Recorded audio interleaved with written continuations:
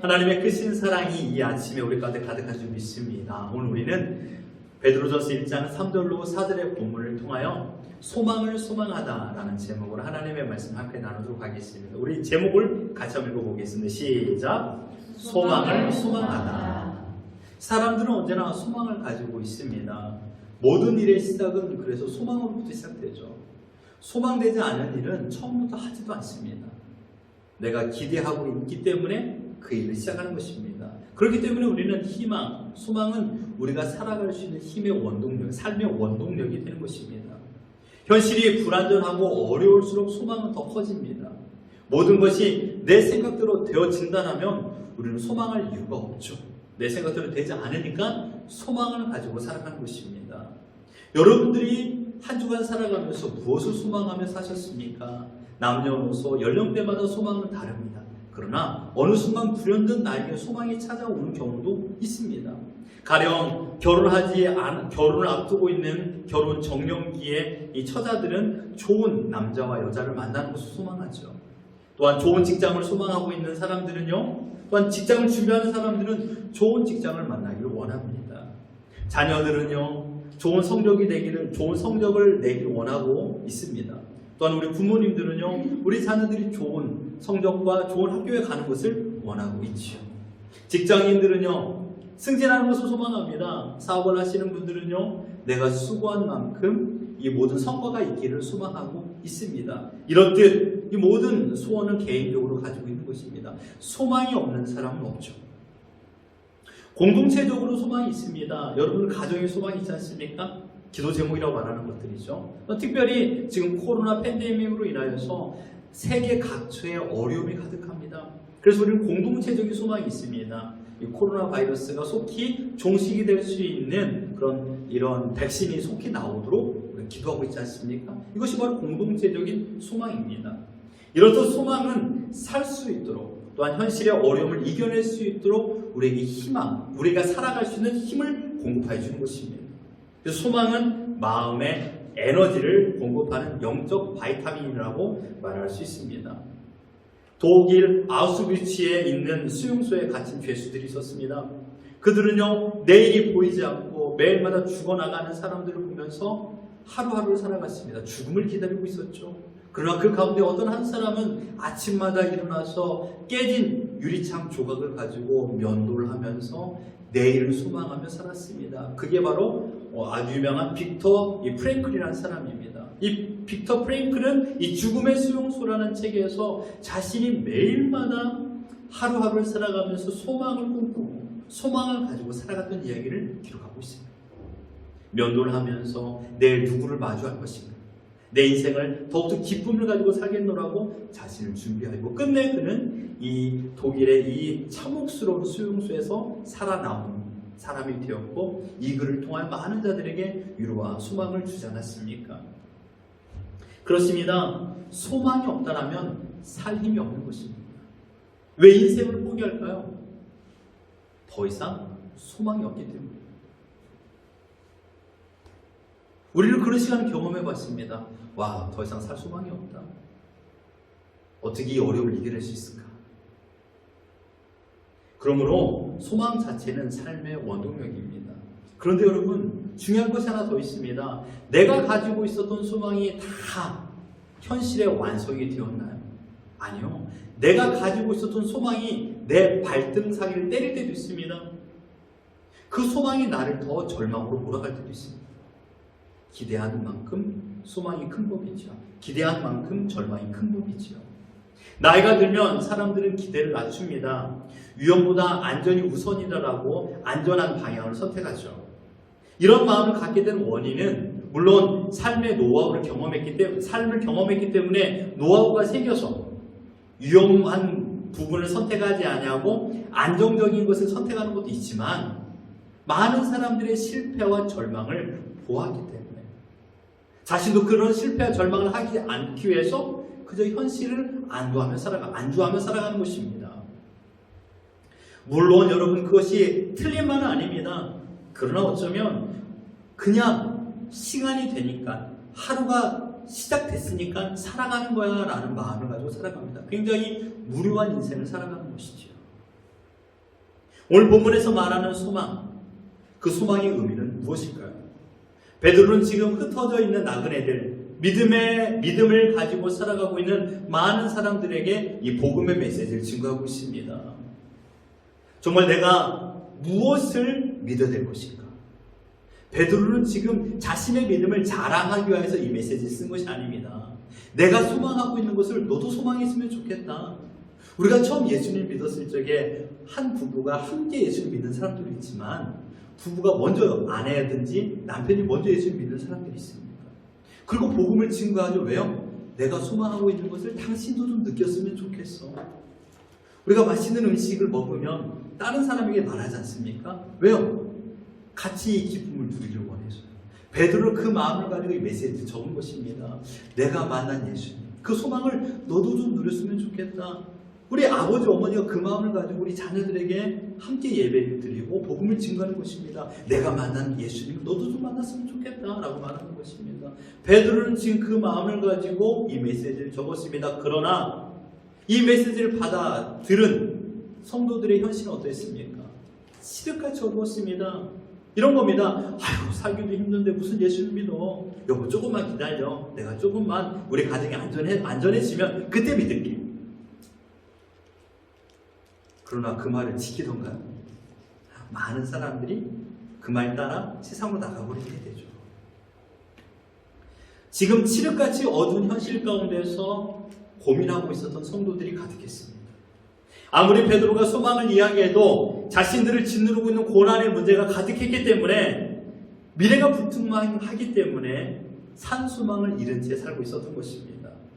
비단 신자들에게만 미래를 보는 것이 아닙니다. 일반적으로 미래를 바라보는 두 부류의 색깔이 있습니다. 첫 번째 색깔은 무엇입니까? 소망 없이 부정적인 시각을 가지고 미래를 내다보는 사람들이 있습니다. 그들의 특징은 언제나 비관적입니다. 언제나 우울합니다. 언제나 색깔이 빨간색이에요. 빨간색이라는 것은 화를 낸다는 것이에요. 부정적인 사람들의 특징은 화가 가득해요. 짜증이 가득해요. 매일 모든 일들마다 내 뜻대로 되지 않으니까 그냥 화를 내버리는 거예요. 오래 참아주지 못해요. 기다려주지 못합니다. 무엇 때문에 그 사람의 생각이 불안감으로 가득한지 우리는 알 수 없지만 그냥 그 인생은 항상 원망과 불평이에요. 언젠가는 나도 잘 될 거야? 나는 그런 말이 없어요. 그냥 모든 것이 불안한 가운데서 원망하고 불평하며 살아갑니다. 그러니 걱정, 근심이 가득하죠. 걱정, 근심의 마음은요 얼굴빛으로 나타나죠. 수심이 가득합니다. 웃음이 없어요. 웃음이 사라졌습니다. 짜증이 가득합니다. 세상에 가장 가까이 하고 싶지 않은 사람 1번이 누군지 아세요? 짜증내는 사람입니다. 짜증내는 사람 가까이 하고 싶지 않아요. 왜요? 짜증은 전염되거든요. 두 번째로 세상을 바라보는, 미래를 바라보는 색깔은 뭐냐면 소망을 가지고 긍정적인 시각을 가진 자입니다. 낙천적인 사람이죠. 미래에 대한 소망을 가지고 있습니다. 잘 될 거야. 모든 것이 잘 될 거야. I'm so happy 라고 말하는 사람입니다. 걱정하는 사람을 야단칩니다. 무슨 걱정을 해. 내일 일 잘 될 거야. 그런데 여러분, 이 사람에게도 커다란 문제가 있습니다. 그것은 바로 지나친 자신감. 순간적으로 극에 달하는 이 기쁨. 때로는 내 현실이 어렵고 힘들지만 그것을 들키지 않기 위해서 억지로 즐거운 척하는 사람. 이런 사람들은 심리학적으로 조증이라고 말합니다. 이런 사람은요 우울증과 반대지만 옆에 있는 사람을 불안하게 만듭니다. 왜요? 항상 방방 떠 있어요. 안정적이지 못해요. 방방 떠 있습니다. 항상 업이 되어 있어요. 왜요? 나의 그런 비참함을 보여주고 싶지 않으니까 항상 즐거움으로만 나를 포장하는 거예요. 업다운이 가득하죠. 여러분, 이 두 가지 색깔은요 둘 다 바람직하지 않습니다. 비관적으로 보는 것, 또한 지나친 자신감은요 바람직한 미래를 내다보는 시각이 아니에요. 성경에서 말하는 진정한 소망은 무엇일까요? 하나님께서 우리에게 진정한 소망을 갖기를 원합니다. 미래를 내다보는 시각을 좀 더 정확히 갖기를 원한다라고 말하고 있습니다. 그래서 사도 바울이 입술을 통해 이렇게 말하고 있습니다. 로마서 15장 13절을 같이 한번 읽어봅니다. 시작! 소망의 하나님이 모든 기쁨과 평강을 믿음 안에서 너에게 충만하게 하사 성령의 능력으로 소망이 넘치게 하시기를 원하노라. 믿습니까? 소망의 하나님께서는요, 모든 기쁨과 평강을 예수 그리스도 안에서 갖기를 원하고 계세요. 소망 없이 살지 말라는 것이에요. 하나님은 언제나 우리에게 소망을 주시는 분이세요. 세상은요, 믿을 수 있는 게 없다라고 말하고 있죠. 오늘 본문에서는 베드로는 이것을 소망이라는 단어, 그 앞에 하나의 단어, 수식을 더 붙여놨습니다. 그것은 바로 살아있는 소망, 산소망이라고 말했습니다. living hope. 살아있는 소망이라고 우리에게 말하고 있습니다. 시간이 지나면 다 잘 될 거야 라고 말하고 있는 사람을 낙관주의자라고 말합니다. 어떤 사람들이 기독교를 낙관주의자라고 말하는 사람들도 있습니다. 여러분, 기독교는요, 막연한 잘됨이 아닙니다. 세상 말로 표현하면 운이 좋았어, 운이 좋아서 잘 된 거야 라고 말하지만요, 결코 운이 좋아서 잘 된 일은 없습니다. 목적과 이유가 있었기 때문에 지금 나의 확실히 잘 된 것입니다. 낙관주의는요, 기독교를 잘못 이해한 것입니다. 운이라고 말하는 사람은 기독교를 잘못 이해하고 믿음 생활을 하는 것입니다.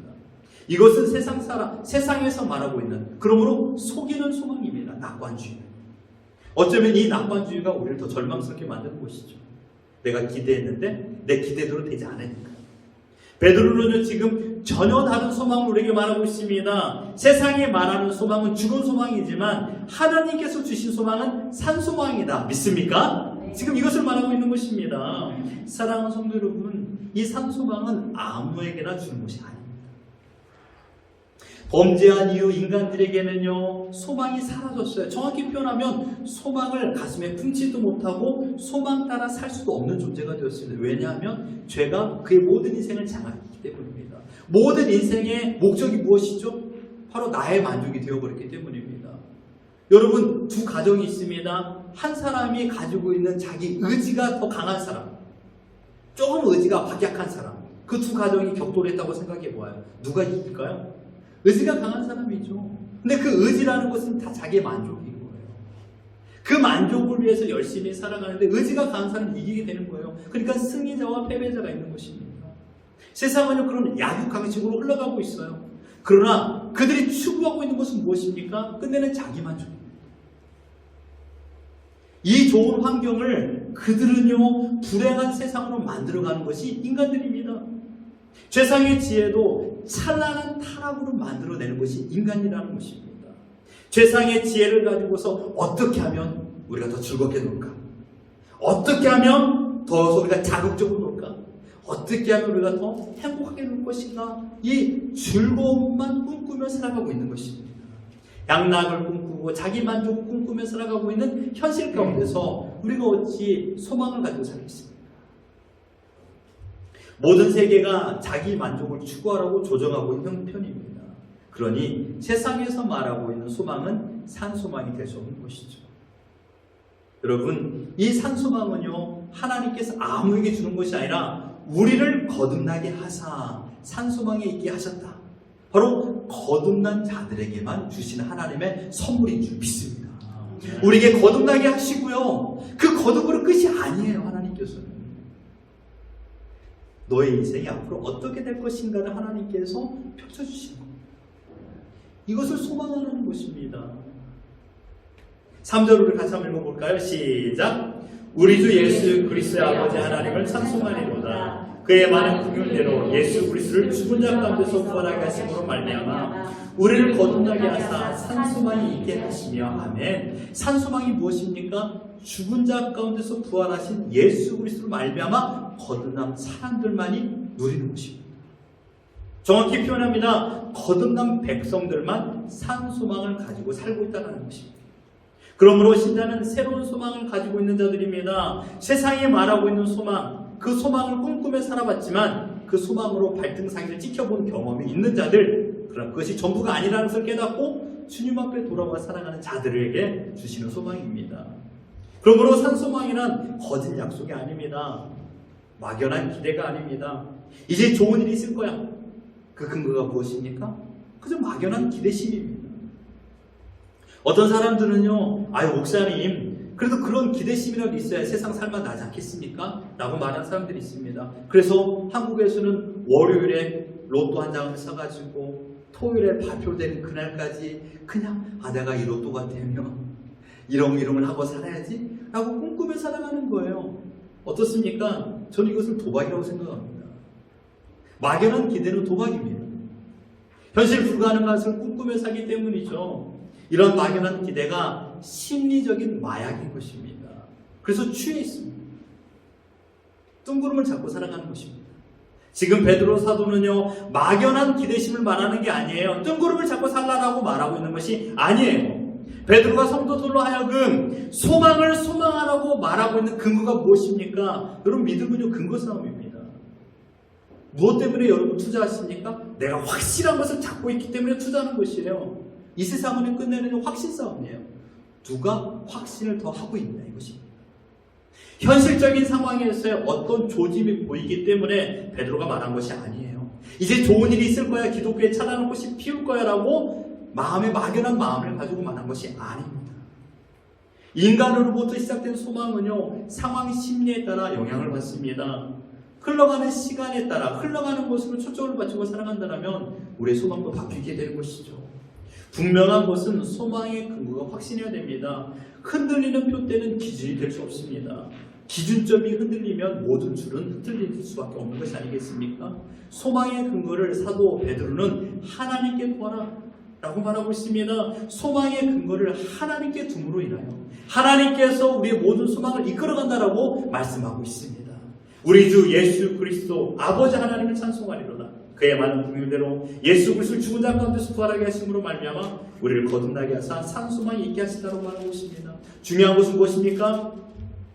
소망은 하나님 편에 시작하여서 하나님께서 완성하신다는 것입니다. 여러분, 예수 그리스도의 십자가에 달려 죽으심, 아니 예수님께서 이 땅에 오시고 십자가에 달려 죽으심까지 인간이 했던 것은 무엇입니까? 아니에요. 처음부터 끝까지 하나님께서 모든 걸 주관하여 주셨고 하나님께서 완성하여 주셨습니다. 우리의 어떤 노력이나 현재 닥쳐지는 환경으로 인하여서 결론 내어지는 것이 소망이 될 수 없다는 것입니다.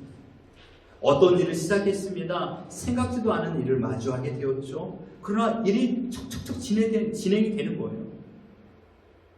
그리고 다 돌이켜보니까 와우, 그때 어떻게 이런 일이 되었지? 어떻게 그 사람이 이렇게 되었지? 어떻게 그런 일이 열렸을까? 내가 어떻게 그런 일을 했지? 라고 생각하면서 우리 신자들이 이런 말을 하죠. 하나님의 은혜였어. 절대로 운이 아닙니다. 하나님의 계획과 목적이 있었기 때문에 만남과 열림이 있는 것입니다. 그러므로 소망은 내가 원해서, 내가 노력해서 얻어지는 것이 아니라 철저한 하나님의 주권 가운데 진행이 된다는 사실입니다. 이것이 신자다움의 올바른 믿음의 태도입니다. 모든 것이 나로부터 시작된 것이 하나도 없다는 것입니다. 세상 사람들은 바보 천치라고 말하죠. 내가 노력하고 내가 열심히 씨를 뿌렸으니까 거둔 것이 아니야 라고 말하지만 씨를 뿌릴 수 있는 마음을 주시고 씨를 주시고 키워주신 분이 하나님이라는 것을 믿는 겁니다. 그러니 흔들림이 없죠. 여러분 잘 보십시오.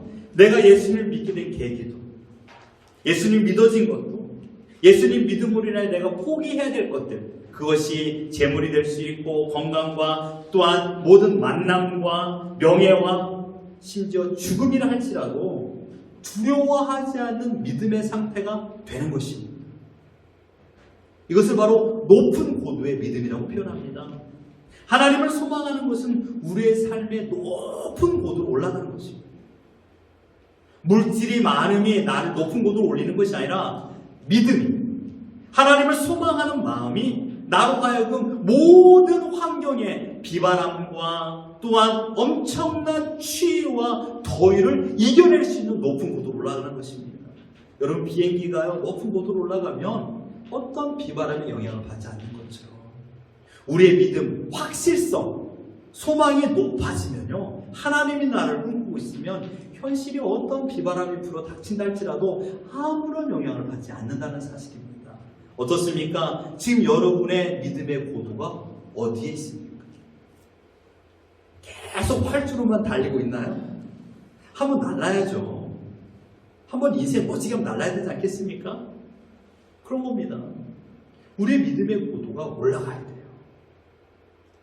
소망이 우리의 믿음의 고도를 올릴 줄 믿습니다. 그렇기 때문에 사도 베드로는 이 믿음을 가지고서 이 시작을 이렇게 하고 있습니다. 찬송하리로다. 찬송하리로다. 여러분, 정말 힘든 사람이 옆에 있어요. 근데 그 옆에 있는 사람이 찬양을 부르잖아요. 노래를 부르면 그 노래소리가 나를 위로하는 것이 아니라 나에게 아픔을 주기도 하고 정말 듣기가 힘들 때도 있어요. 너무 힘들면 찬송도 때로는 위로가 되는 것이 아니라 불편해지기도 합니다. 그만큼 힘들기 때문이에요. 그만큼 괴롭기 때문이에요. 그 가운데서 베드로는 찬송하리로다라고 말하고 있습니다.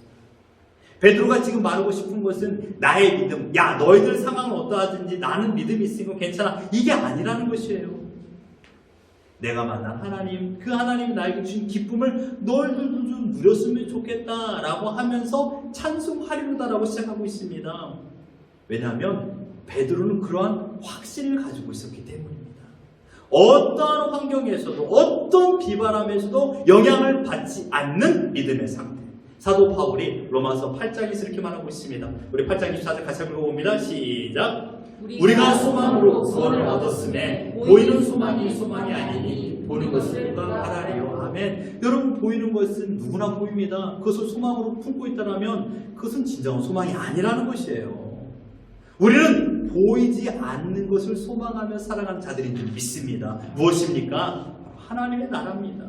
사도 베드로는 그 마음을 가지고 있었던 것입니다. 바울이 경험했던 현실은 어떠합니까? 여러분 35절 같이 한번 읽어봅니다. 시작. 누가 우리를 그리스도의 사랑에서 끊으려 환난이나 공고나 박해나 기근이나 적신이나 위험이나 칼이나. 지금 사도 바울이 경험한 것은 지금 너무나 예능까지 힘든 것입니다. 죽음이 그 앞에 펼쳐져 있습니다. 자기의 산소망도 끊어질 만한 괴로움 속에 있는 것이에요. 그러함에도 불구하고 하나님의 사랑에서 끊을 수 없다는 것을 확신하고 있기 때문에 그는 모든 것을 이겨낼 수 있는 것입니다. 사도 바울이 소망하고 있는 그 소망을 베드로도 소망하고 있었습니다. 하나님의 사랑에서 끊을 수 없다는 확신. 여러분, 베드로가 지금 처해진 상황이 어땠을까요? 베드로 역시 죽음의 위협을 당하며 살고 있었습니다. 당시 기독교의 역사는요, 순교의 행렬로 가득했습니다. 사도들이 모일 때마다, 신자들이 모일 때마다 제일 먼저 했던 것은 예배가 아니었어요. 이름을 먼저 불렀습니다. 출석을 체크했다는 것입니다. 안 나와서 혼내려는 것이 아니라 이 사람이 살았나 죽었나를 확인하기 위해서 이름을 불렀습니다. 왜요? 지난 밤에 로마의 정부로 끌려갈 수도 있고 죽을 수도 있었기 때문입니다. 그만큼 로마 정부에 강경한 탄압이 있었습니다.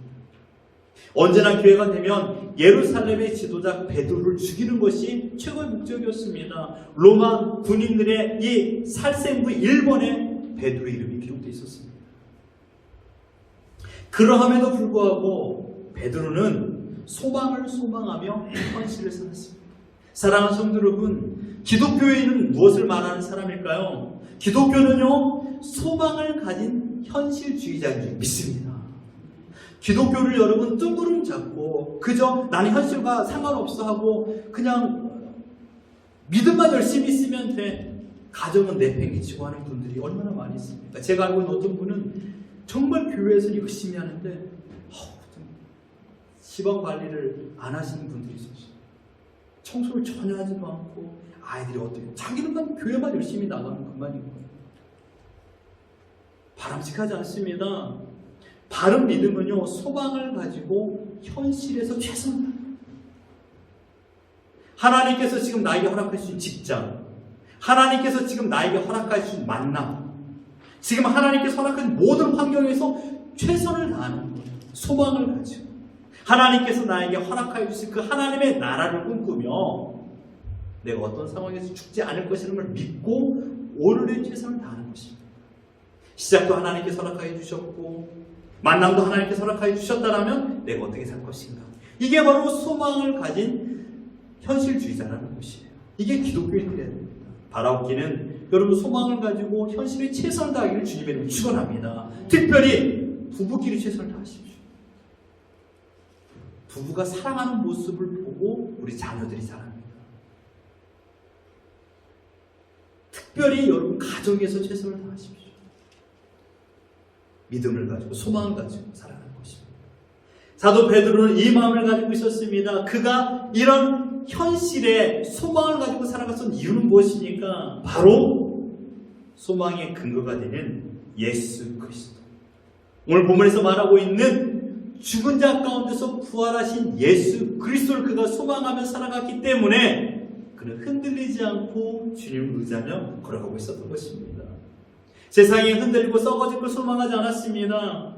베드로는요, 주는 그리스도시요 살아계신 하나님의 아들이라고 고백했던 예수 그리스도. 그가 죽고 나서 다시금 3일 만에 부활하고 지금 자신의 눈앞에 있습니다. 자신과 대화를 하고 있습니다. 자신과 함께 음식을 먹습니다. 그리고 자기가 보는 눈앞에서 승천하신 예수님을 그는 믿었기 때문에, 그 소망의 주님을 자신의 마음속에 있었기 때문에 그는 죽음이 두렵지 않았던 것입니다. 교회를 다니면서 가장 안타까운 사람이 누군지 아십니까? 부활을 믿지 못하는 사람입니다. 부활이 믿어지지 않으니까 믿음 생활이 즐거움이 옵니다. 여러분, 사람은요 쉽게 변하지 않습니다. 내가 열심히 노력을 하고 애교를 부리고 예쁜 말을 하고 선물을 사주고 그 사람이 이야기를 들어주고 한다 할지라도 어느 정도 약효가 있죠. 그 약효가 떨어지면 다시 제 다리로 돌아갑니다. 안 바뀌어요. 그런데요, 그가 예수님을 만나고 부활하신 예수님을 만나고 산 소망 대신 하나님을 만나면 그들의 인생이 바뀐 줄 믿습니다. 어떤 사람들은 교회를 다니면서 그냥 어쩔 수 없이 다니는 사람들이 있었어요. 그러나 부활하신 예수님을 만나고 산소망 대신 예수님을 경험하고 나서 그의 눈이 바뀌게 되는 거예요. 믿음의 시각이 바뀌는 거예요. 그러니까 믿음 생활이 너무 즐거운 거예요. 그 즐거움을 인하여서 또 다른 만족을 누리게 돼요. 그 기쁨이 날 이끌어가게 하는 것입니다. 바라옵기는, 여러분 중에 아직까지 교회를 다니고 있으면서 즐거움을 느끼지 못한 사람들이 있습니까? 아직까지 세상이 즐거워서 주님을 믿지 못한 사람들이 있습니까? 여러분 기도하십시오. 어떻게 해요? 하나님, 꿈속에서라도 그들이 예수님이 부활하신 것을 믿어지게 하여 주옵시고 부활하신 예수님을 좀 제발 좀 만나게 해 주십시오. 그들의 인생의 변화는 부활하신 예수님을 만날 때 믿습니다. 베드로의 모든 시각이 바뀌었던 것은 부활하신 예수님을 만났기 때문인 것입니다. 만약 예수님이 죽음으로 끝을 맺었다면 기독교는 소망의 종교가 아니라 절망의 종교가 되는 것입니다. 그러나 예수님의 부활은 모든 절망을 걷어내게 되었고, 하나님의 계획은 십자가의 죽음으로 끝을 낸 것이 아니라 부활로 열매 맺게 되었습니다. 이 위대한 소망은요, 장식장에 있는 장식품이 아닙니다. 이 위대한 소망은 지금 현재를 살고 있는 우리에게 강력한 힘을 주는 무기인 줄 믿습니다. 내가 무엇 때문에 살 수 있느냐, 이것입니다. 4절 우리 같이 한번 읽어볼까요? 시작. 썩지 않고 더럽지 않고 쇠하지 아니하는 유업을 있게 하시나니 곧 너희를 위하여 하늘에서 간직하신 것이라. 아멘. 하늘에서 간직하고 있는 것이 무엇입니까? 부활의 첫 열매 되시는 예수 그리스도입니다. 그 은혜로 말미암아 우리가 하늘의 놀라운 자녀가 되었고, 하나님의 자녀가 되었고, 그 자녀로서 유업, 상속자가 됐다라고 말하고 있습니다. 우리가 받을 유업은 어떻습니까? 상속물은 어떻습니까? 썩지 않는 것입니다. 세상은요, 내가 말하고 있는 것이 진리다, 이것이 진리다라고 말하지만 모든 것이 바뀝니다. 지금 인터넷을 보십시오. 얼마나 많은 이 가상화폐, 비트코인이 추락하고 있습니까? 그것이 전부라고 생각했지만 그것을 믿고 투자하는 사람들이 지금 정말 고통 속에 있는 것을 보게 됩니다. 세상에 말하고 있는 것은 썩어지고 없어질 것입니다. 두 번째로 세상이 말하고 있는 것, 그것은 더러운 것이 가득하지만 그러나 하나님께서 말하고 있는 소망은요, 더럽지 않은 것입니다. 세 번째로 쇠하지 않는다라고 말하고 있습니다. 이 세 가지 공통점은 무엇입니까? 변하지 않음입니다. 변함 없음입니다. 하나님께서 우리에게 약속하여 주신 소망, 하나님께서 우리에게 약속하신 모든 유산은 하나님은 변함없습니다. 어떻게 해요? 예수님께 십자가에 죽으시고 부활이 증거가 되었기 때문입니다. 사랑하는 성도 여러분, 여러분들이 지금 무엇을 가슴에 품고 살고 계십니까? 썩어지고 없어지고 색이 변하고 품질이 변하고 상황에 따라 강도가 바뀌어지는 것을 꿈꾸며 살아가고 있습니까? 지금 여러분들에게 가장 필요한 것은 무엇입니까? 더 많은 돈입니까? 더 큰 집입니까? 더 좋은 자동차입니까? 근데는 다 없어집니다. 다 사라집니다. 내가 궁극적으로 붙잡아야 될 것은 영원한 소망 되시는 하나님 아버지신 줄 믿습니다. 신자는 현실을 의지하며 현실의 성공을 붙잡고 살아가는 자들이 아닙니다. 신자는 미래의 결론, 우리가 앞으로 경험해야 될 것을 미리 내다보고 불확실한 현실을 살아가는 자입니다. 지금은 좀처럼 나아질 기미가 안 보인다 할지라도 내가 받은 구원은 결코 바뀌지 않는다는 것을 믿는 것입니다. 사도 베드로와 사도 바울이 꿈꿨던 그런 믿음을 가지고 오늘 살아가는 것입니다. 그렇기 때문에 여러분, 말씀의 결론입니다. 너무 쉽게 여러분의 인생에 결론 짓지 마십시오. 남들이 끝이라고 말하고 예상하지만 아직 끝난 것은 하나도 없습니다. 여러분이 스스로 마침표를 찍지 마십시오. 내 생각에 마침표. 우리 남편, 우리 아내, 우리 애들은 안 돼. 안 바뀌어. 무엇을 근거하고 여러분이 마침표를 찍습니까? 제가 자주 하는 말이 있습니다. 우리는 2021년 12월 31일을 아무도 살지 않았습니다. 어떻게 될지 아무도 모릅니다. 여러분들이 2021년 5월 30일을 어떻게 펼쳐질지 아십니까? 내일 어떤 일이 일어날지 아십니까? 우리는 2020년 5월 31일은 살아봤어요. 그러나 내일 5월 31일을 아무도 살지 않았어요. 이것은요, 나이가 많든 어리든 상관없이 모두가 첫날입니다. 끝까지 가보지 않고 끝이라고 말하는 것은 불신앙입니다. 인생의 후회는 너무 빨리 마침표를 찍을 때 발생합니다. 자신의 인생을 알고 있는 사람은 단 한 사람도 없습니다. 우리가 어떻게 인생이 종결될지 알고 있는 사람은 오직 하나님 한 분인 줄 믿습니다. 그 하나님을 신뢰하고 오늘 살아간다면 오늘 하루는 결론 진 것이 아니라 과정인 것입니다. 하나님께서 내 인생을 주관하십니다. 시작부터 끝까지요. 시작하셔서 지금까지 우리를 이 걸음으로 인도하여 주신 분이 하나님이십니다. 만남과 헤어짐, 그리고 또 다른 만남조차도 계획하고 계신 분이 하나님이십니다. 초대 기독교의 모든 역사 가운데 그들의 신앙을 로마 정부가 꺾지 못했습니다. 로마 정부의 강력한 힘은요, 또 다른 나라를 정복했습니다. 그러나 기독교를 정복하지 못했습니다. 왜 그럴까요? 그들은 언제든지 내가 죽는 것이 끝이 아니라는 것을 믿었기 때문입니다. 산소망을 가지고 있었기 때문입니다. 내가 죽어도 영원한 하나님의 나라 들어갈 것을 소망하고 있었기 때문입니다. 내가 죽는다 할지라도 내 자녀가 이 복음을 듣고 또 다른 사람에게 복음이 증거되고 이 복음은 확대될 것인 것을 믿었기 때문에 기독교는 로마 정부에 무저항했지만 강력한 힘을 가지고 있었습니다. 여러분들의 신앙의 산소망의 증거는 무엇이 되어야 될까요? 바로 부활하신 예수 그리스도입니다. 이 부활하신 예수님을 소망으로 가슴에 품고 소망하십시오. 이 소망의 내용이 죽은 자 가운데서 부활하신 예수 그리스도, 성경에서 가장 멋진 표현입니다. 죽은 자 가운데서 부활하신 예수 그리스도, 장래 소망입니다.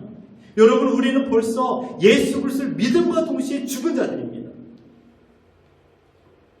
세상의 모든 정욕을 십자가에 못 박아 죽은 자들입니다. 세상의 즐거움과 향락을 가지고 있었지만 이제는 끊어버린 자들입니다. 세상의 정욕을 사랑했습니다. 그러나 그 정욕을 버리게 되었고 세상에 보는 시각을 바꿔 하나님의 나라를 온전히 바라보는 시각으로 살게 되었습니다. 그 죽음이 나를 살게 하여 주셨습니다. 내가 죽음으로 선포했던 내 인생, 그로 인하여 주님께서 나에게 생명을 허락하여 주셨습니다.